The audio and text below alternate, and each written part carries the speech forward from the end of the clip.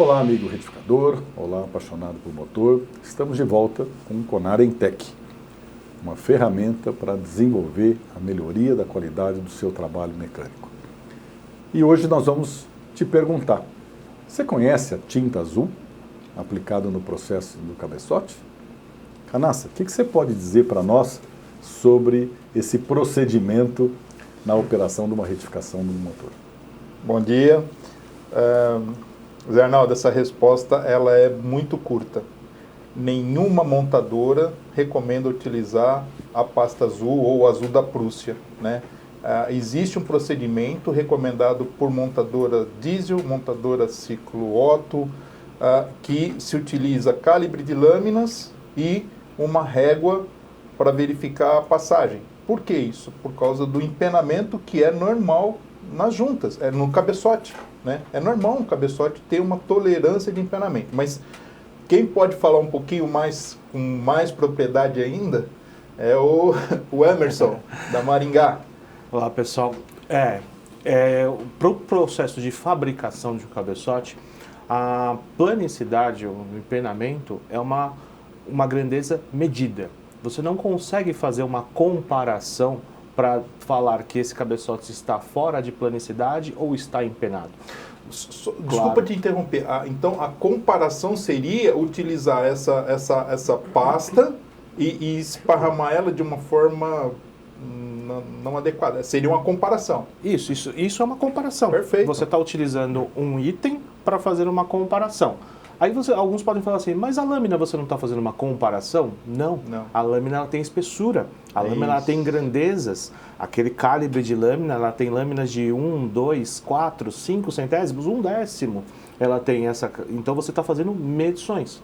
Então, lá, na hora de uma retífica, que não tem a infraestrutura de uma fabricante de cabeçotes, que utiliza no processo de fabricação dela, processos controlados na usinagem do cabeçote, processos que controlam a rugosidade do cabeçote, que também influencia na planicidade. Isso no processo de fabricação. Fora isso, ele tem um background, ou seja, uma parte externa no desenvolvimento e também no controle de processo, que utiliza máquinas tridimensionais para medir isso na casa centesimal e até milesimal. Então, é uma grandeza, a planicidade é uma grandeza dimensional. Então, não se dá para fazer uma comparação. Nesse sentido, né, utilizando como o mercado em algumas situações estão utilizando, a utilização da pasta, ela não nos dá uma dimensão. Não nos dá. Não dá. Então, como as montadoras recomendam a utilização de um calibre de lâminas e uma régua, aí nós conseguimos saber a dimensão. Exato. E a importância da dimensão no empenamento está diretamente relacionada com a tolerância do cabeçote. Sim, e essa tolerância no cabeçote, essa diferença que existe na planicidade, que isso é normal dentro de um processo produtivo, temos, né, os outros componentes que vão ser aplicados no cabeçote que vão conter, suprimir, né, fazer com que essa falta ou essa diferença dessa planicidade dentro dessas tolerâncias seja absorvida, por exemplo, pela junta. Perfeito.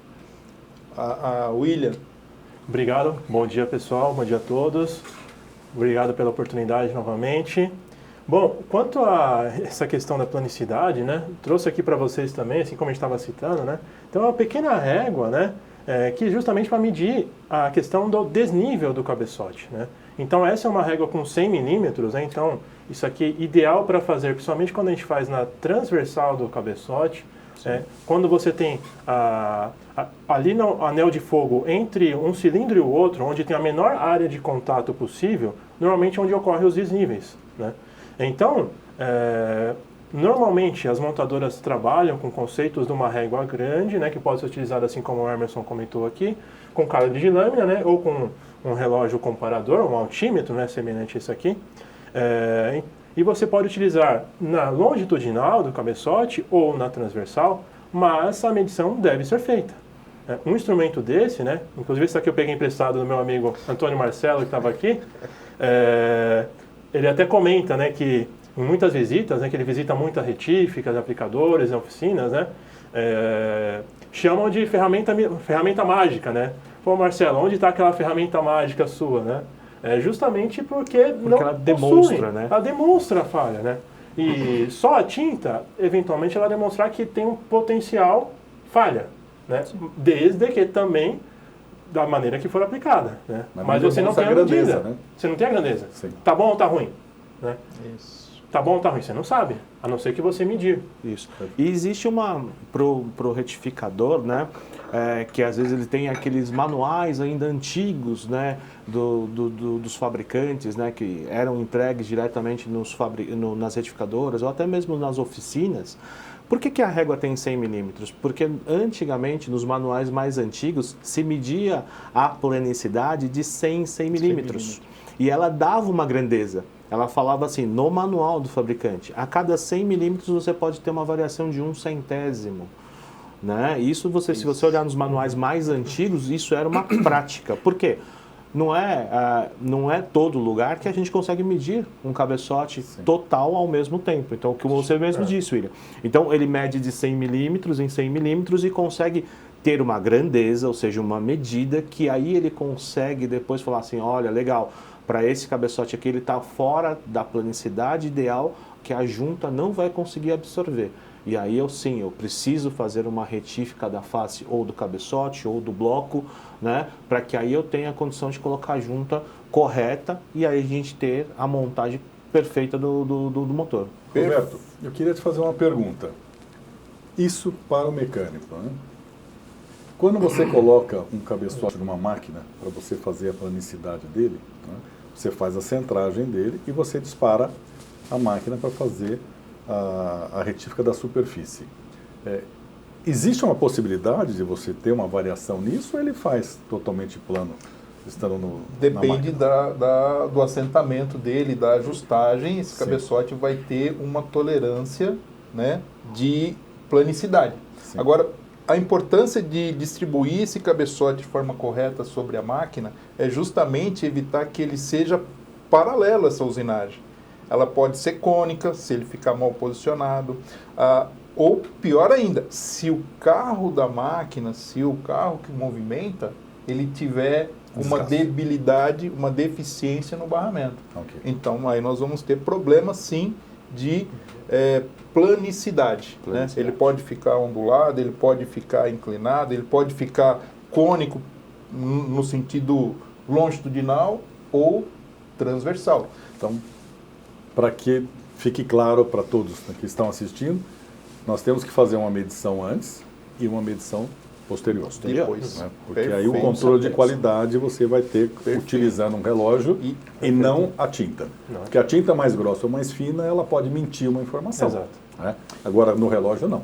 Não. Correto? E eu entendo que é importante essa medição da altura do cabeçote ela ser realizada em 6 pontos.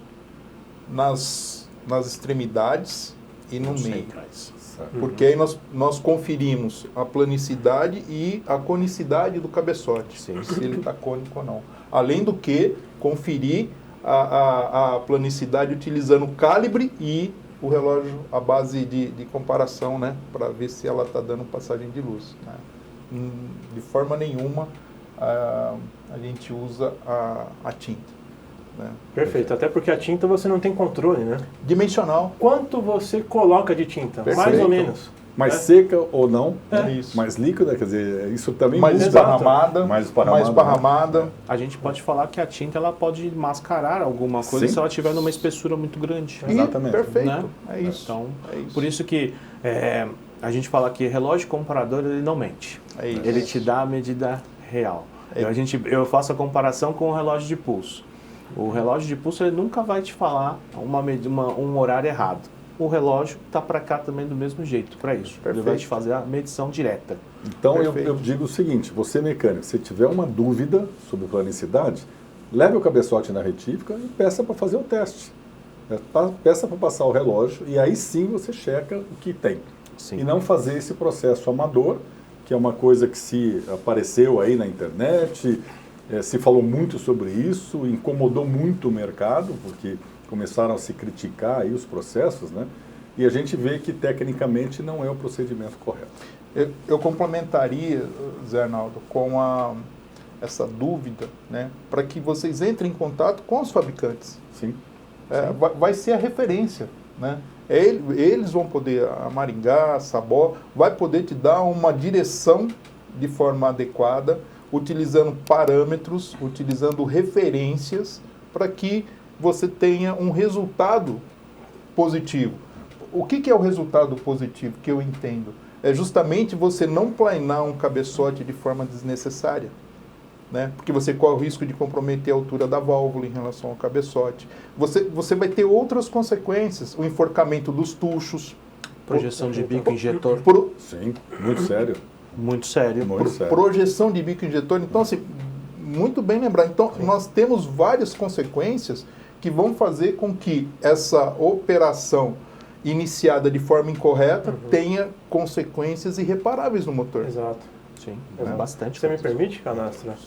Pensando justamente nisso, na comunicação, né, em informação, contato, né, a Sabó, nós temos aí uma linha de contato 0800 e vários canais aí disponíveis para auxiliar os aplicadores, as retíficas, né, que são o coração, né, é o coração de quem efetivamente nós dependemos deles, né, os fabricantes dependem dos aplicadores. E nisso também criamos a engenharia de aplicação focada justamente em métodos e técnicas aí padronizadas para dar mais assistência ao mercado. Então podem contar conosco e vamos auxiliar com respaldo, com conhecimento, com instrumentos como esse aí, instrumento mágico aí, justamente para auxiliar e temos aí a medição correta e efetiva. Sim. William, vocês têm um caderninho Sabó? Temos um caderninho Sabó. Explica o que é isso. Muita gente talvez não conheça, né? Exato. O caderninho Sabó, ele tem um nome justamente de caderninho porque ele era, né, no passado, né, impresso, né, sempre foi impresso durante muitos anos, e entregue aí para o varejo, para os nossos aplicadores e retíficas, com novidades da empresa, com conteúdo técnico, e cada edição justamente vão surgindo. Então, uma tecnologia nova que surgiu, então tem informações aí, conhecimentos gerais, eventualmente, de algo que agregue, né, ou que efetivamente só apenas gere um conhecimento. Então, isso aí é um canal de contato, né, que nós temos aí efetivado e hoje fomos para o digital. Então, isso aí tivemos abrangência muito maior a partir do momento que foi passado para o digital. E a geração de hoje, que está muito ligada ao digital, dentro do site de vocês tem uma área que você tem informações técnicas que ele possa tirar dúvidas? Sim, sim. Temos, tanto no canal, nosso próprio canal do YouTube, temos vídeos técnicos, tem vídeo institucional sobre a fábrica, temos aí o caderninho, né, chamamos de TOC, né, que é o Serviço de Atendimento ao Consumidor, que é um treinamento que basicamente é dado nas palestras, e isso pode ser baixado, apenas com um simples cadastro com nome, telefone e alguns dados, baixe esse conteúdo que você já vai ter informações extremamente importantes para a utilização dos nossos produtos. Quer seja as juntas de cabeçote, que tem mais a ver com a nossa conversa aqui, ou os redentores, ou algum outro tipo de produto da nossa linha. Legal. Canastra, deixa eu te fazer uma provocação. Eu estava me recordando agora, no passado, que às vezes chegava na retífica junta com tinta, ou problema de excesso de cola, né? O que você perguntaria para eles? Qual a melhor forma de você fazer essa vedação, tecnicamente, nos dias de hoje, com os selantes que existem, com as juntas já com materiais, para fazer essa vedação? Por favor. Perfeito, Zé. Eu peguei, inclusive, na retífica, né, que eu trabalhei, retífica Laguna, junta de cabeçote, o montador pintando a junta porque estava dando vazamento. Então, ele, por medida voluntária dele, opção dele, ele pintou a junta. E aí, desenvolvemos todo um trabalho em cima, o porquê de não pintar a junta, né? Se o William puder falar para a gente por que não se usa uma sobrecamada, né? E depois eu queria perguntar pro Emerson também, mas... Não, esse é um assunto interessante. É um assunto polêmico, né? E assim como a tinta azul, né? surgiu selantes aí de cobre ou tintas, né? Que na verdade surgiram tinham outra finalidade, né? Assim como a tinta azul, ela tinha uma outra finalidade e foi introduzida para tentar um nicho de mercado, né? Hoje nas nossas juntas, então nós temos aí as juntas metálicas, né? Então algumas delas são multifolhas, deixa eu pegar uma apenas para demonstrar para vocês. Então isso aqui é uma junta metálica, uma junta rígida, né? Ela tem, nesse caso, 4 lâminas. E essa junta, essa parte preta, é um elastômero sobre a camada da junta. Para que serve esse elastômero? Justamente para fazer a microvedação entre o bloco e o cabeçote, né? Então aqui já tem tudo o necessário, desde que a rugosidade do cabeçote e bloco estejam conforme e a planicidade também esteja conforme. E o torque é correto. O torque correto. E o torque correto. A preparação da rosca correta. Exatamente, exatamente. Boa. É o conjunto. É sucesso, né? É o sucesso. Então não precisa nada. Qualquer interação de um selante extra, uma tinta, você pode gerar num excesso de concentração de carga do lado, gerando falta de carga do outro lado. Sim. Tendo assim problemas de vazamento de fluidos ou até de gases do motor. Perfeito. Muito boa explicação. Eu queria perguntar para o Emerson justamente o canal, né, de informação que, eu estou com uma dúvida aqui com relação à montagem, Claro. né? Como que pode acontecer? Sim. Nós temos o retificador, né, a oficina, ela pode entrar diretamente em contato com os distribuidores, da onde eles comprou o nosso produto, né? E ele também pode ligar diretamente para a fábrica. Nós temos um departamento de assistência ao consumidor, são engenheiros técnicos que trabalham nesse setor para tirar as dúvidas necessárias de todos os aplicadores, todos os retificadores sobre a utilização do nosso cabeçote, uma dúvida de torque, uma variação de modelo, né? Porque hoje a gente tem alguns cabeçotes que servem mais de um bloco de motor, mais de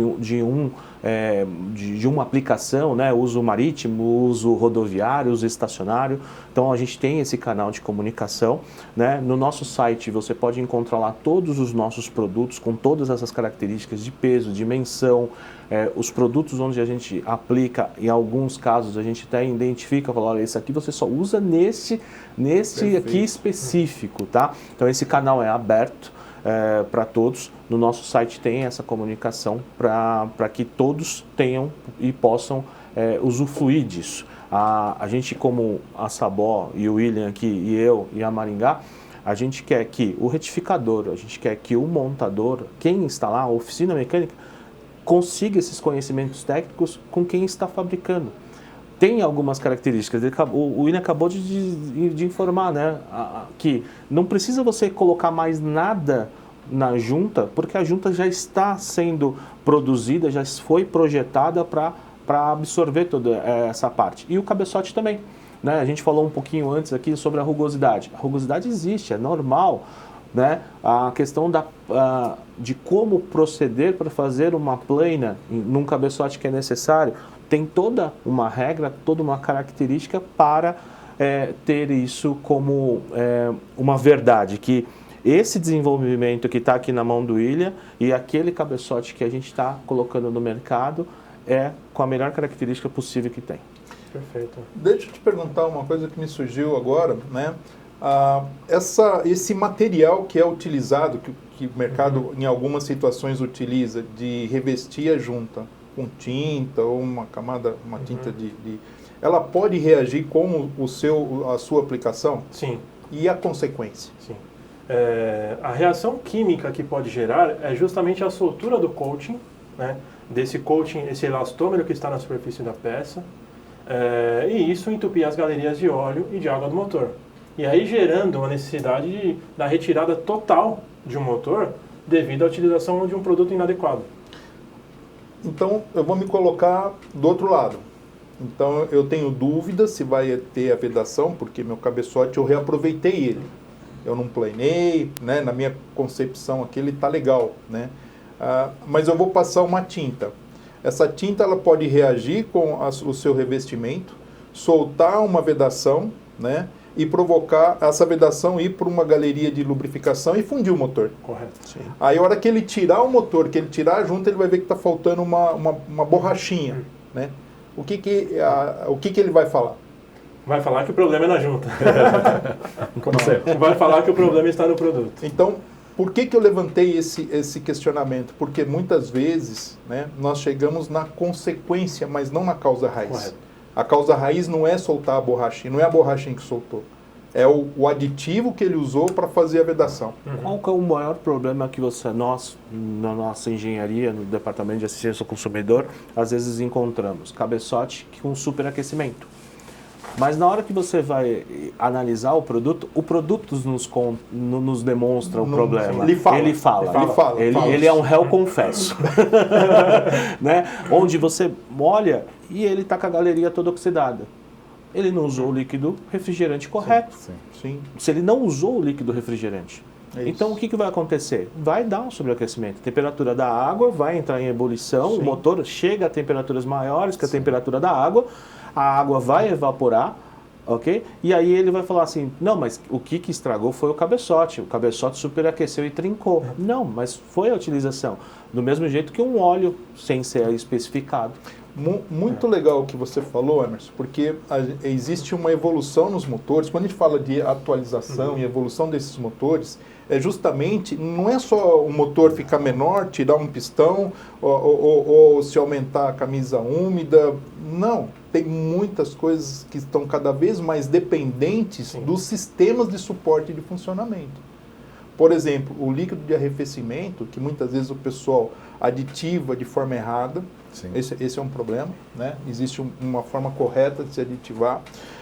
Nós temos aí a falta de visão, ou conhecimento até, do porquê da necessidade do líquido de arrefecimento. Você falou muito bem, antigamente os motores trabalhavam numa temperatura de 86 graus, 72, né? Aí a válvula termostática ela abria, o sistema circulava, a água não entrava em ebulição, a 100 graus. Isso. Hoje os motores trabalham com uma temperatura, os emissionados, uma temperatura superior a 110 graus. Ou seja, se a água entra em ebulição a 100 graus, nesses motores modernos, e ele não tiver com aditivo errado, ela vai ferver. Perfeito. Ela vai ferver. Então, a importância da utilização do aditivo e de forma correta é para retardar, ou melhor, aumentar o ponto de ebulição da água. E um aditivo também de qualidade, né? Sim. Surgiram muitas marcas. Não sei se vocês já olharam a quantidade de marcas que tem. Aqui eu não vou entrar em mérito de qual que é boa, qual que é ruim. Cabe ao critério aí de quem está nos assistindo aqui. Mas existem uma infinidade, né? E quem garante que todas cumprem com os requisitos? Atendem. Né? Isso. Correto. Muito, muito importante, porque impacta diretamente na vida útil de um cabeçote. Claro, com certeza. No elemento fusível, que é uma junta de cabeçote, né? E aí a gente começa a ver assim, o carro que tem uso rodoviário, ele pode demorar aí 15, 20 mil quilômetros para apresentar uma queima de junta, né? Num carro urbano, um ônibus ou um veículo mesmo que anda na cidade, 2.000 quilômetros ele vai queimar uma junta. Sim. E empenar um cabeçote. Claro. Né? Porque ele utiliza um líquido de arrefecimento totalmente irregular. Né? Eu queria até fazer um complemento, já que a gente falou em arrefecimento, né? Tem muita gente que não dá bola para a válvula termostática, em algumas regiões tiram a válvula termostática. O vaso expansor. Né? É outra coisa que aquilo envelhece, que ele é um plástico, então precisa ter uma manutenção adequada. E as mangueiras. Porque eu faço o motor, né? Às vezes também não reviso o radiador, né? Mas eu faço o motor e coloco uma mangueira velha. É uma mangueira já ressecada. Né? Radiador sujo, quer dizer, são coisas básicas, né? Mas é o que eu acho importante, que o mecânico coloque isso no checklist dele, né? Que na hora da manutenção ele tem que olhar por todos esses pontos. Né? Existe inclusive uma norma técnica, acho que é 15831, que ela fala da reinstalação do motor. Né? E ela especifica todos os componentes que você tem que revisar para que você possa ter uma boa operação. Não adianta você só retificar o motor, você tem que fazer todos os periféricos também. Né? Zé, você foi muito assertivo, porque na verdade a gente tem procedimentos de reparação de um motor, que inicia desde a retirada, desmontagem, reparação e reinstalação. Né? Só aproveitando, além de manter a temperatura de ebulição, né? O líquido correto, bom, né? Ele também tem outras funções.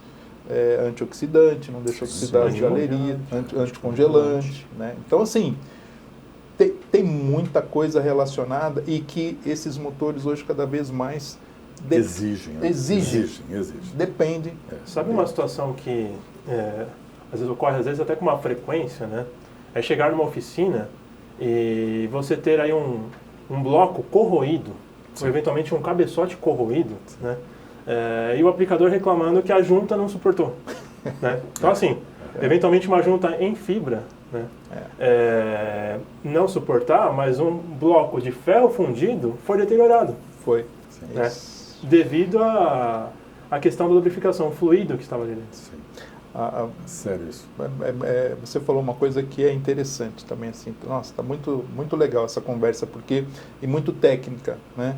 A gente entra em conflito com a cultura que era da época dos 352, dos percão, do mecânico que apertava com o espelho. Essa cultura ainda prevalece muito no nosso meio. E esses motores modernos não aceitam. Então, mas é isso que talvez o retificador, a oficina precise entender. Os motores estão evoluindo. Sim. Tudo nesse mundo se evolui. Há 10 anos atrás, quem lembrava se a gente tinha WhatsApp ou não? Sim. Né? Meios de comunicação. Então tudo evolui. O mecânico ele precisa evoluir. E acho que aqui a Sabó e a Maringá ela está aqui para ajudar eles. Ter esse contato com eles, fazer mais desses trabalhos que o Conarin faz, para que a gente instrua eles tecnicamente. Eles tenham bagagem, eles tenham informação correta. Eu costumo dizer o seguinte: conheçam a informação correta, para aí sim você desviar, sabendo até onde você pode ir, né?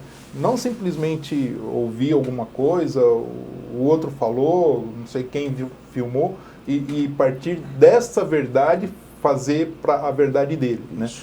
Não pode. Eu acho que para a gente concluir esse nosso episódio aqui, nós temos um tempo técnico, né? Eu queria fazer uma colocação para você, mecânico, né? Para você, retificador. Você tem dúvida? Procure a sua entidade, procure o fabricante. Todos os fabricantes, os bons fabricantes, têm um departamento de relacionamento com o consumidor, né? Tem um departamento de engenharia para dar suporte. Nós temos, no caso do Conarin, nós temos o engenheiro Roberto, que ele está sempre disponível para dar esse suporte, tirar essa dúvida do nosso associado, né? O mais importante é a gente não arriscar, né? Porque o motor antigo ele aceitava algum amadorismo. Hoje não. Hoje a gente tem que ser muito profissional, muito técnico, aplicar o melhor produto, utilizar os melhores componentes possíveis para a gente ter sucesso no nosso negócio. O que nós queremos é satisfazer o nosso cliente para que ele volte novamente para a sua oficina mecânica e que você volte a utilizar esses produtos de marca como Maringá e como Sabó. Infelizmente, eu preciso interromper. Então, eu queria agradecer muito por vocês terem aceito o convite, né, de Maringá, Sabó, estarem conosco. São parceiras antigas, né? Nós temos um relacionamento aí de décadas, né? Cumprimentar pelas empresas de vocês, pela seriedade, pela ética, pelo profissionalismo que vocês têm. Dizer que o Conarin está de portas abertas, né? O que a gente puder fazer para ajudá-los também a se aproximar do mercado. Ao Roberto, velho parceiro, velho amigo, companheiro, né, de luta, muito obrigado também por ter disponibilizado aí o seu dia de trabalho, estar conosco aqui em São Paulo gravando. Eu também não poderia deixar de agradecer ao time da Insight.